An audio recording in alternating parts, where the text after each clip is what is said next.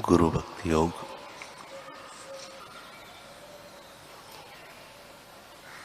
भगवान श्री कृष्ण उद्धव जी से कहते हैं, दुष्प्राप्य मनुष्य देह मजबूत नौका जैसी है। गुरु उस नौका के कर्णधार है। वे नौका को संभालते हैं। उस नौका को चलाने वाला मैं भगवान अनुकूल पवन हूं। जो मनुष्य ऐसी नौका और ऐसे साधन से भवसागर पार करने का प्रयत्न नहीं करता, वह सचमुच आत्मघातक है।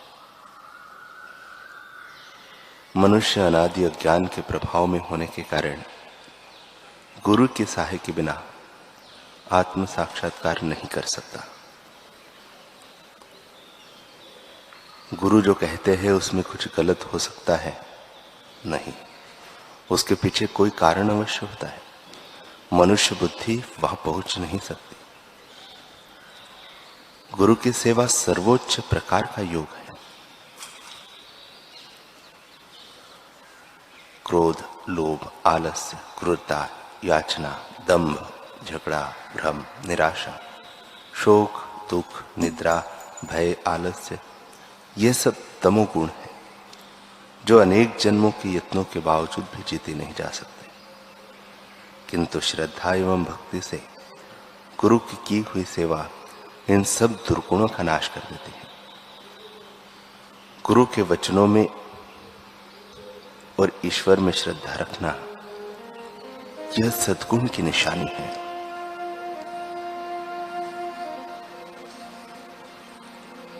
आचार्य से प्राप्त किए हुए तथा सेवा से तीक्ष्ण बनी हुई ज्ञान रूपी तलवार एवं ध्यान की सहायता से शिष्य मन, वचन, प्राण और देह के अहंकार को काट देता है तथा सब राग द्वेष से मुक्त होकर इस संसार में स्वेच्छापूर्वक व्यवहार करता है।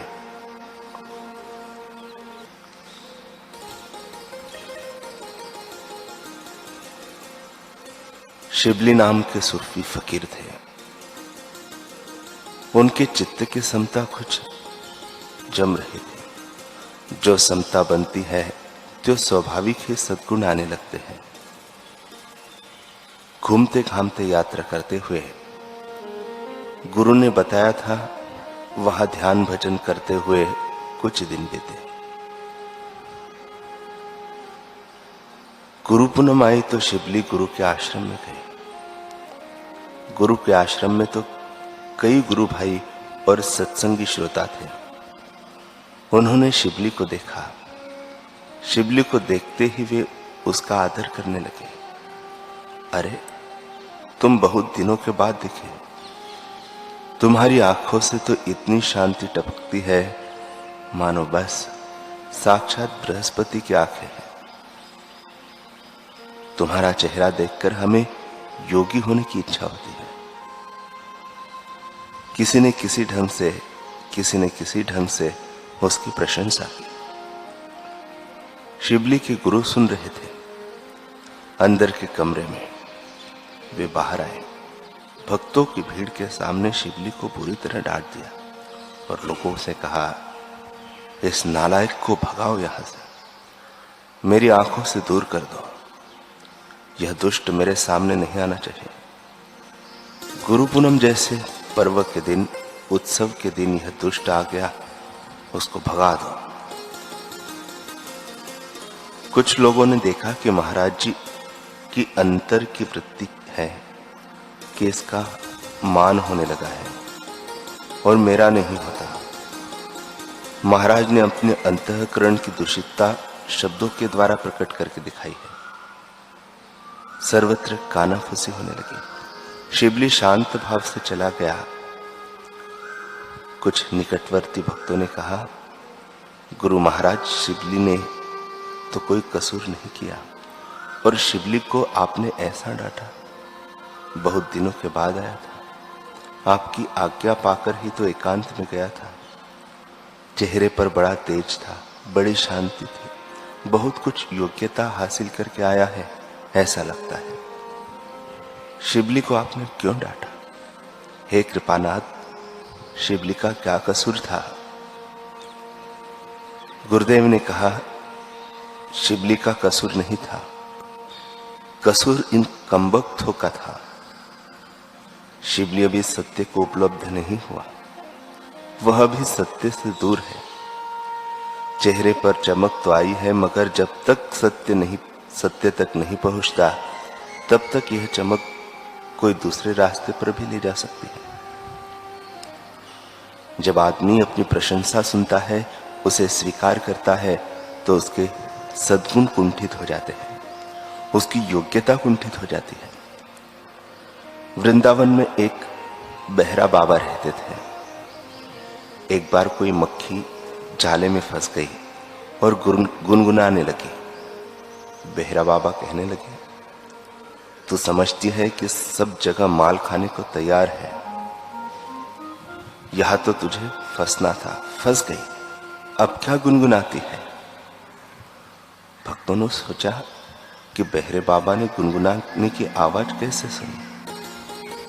वे बोले, महाराज आप तो बहरे थे, आपको सब बहरा बाबा कहते हैं, और यह मक्खी का गुनगुनाना आपने कैसे सुन लिया।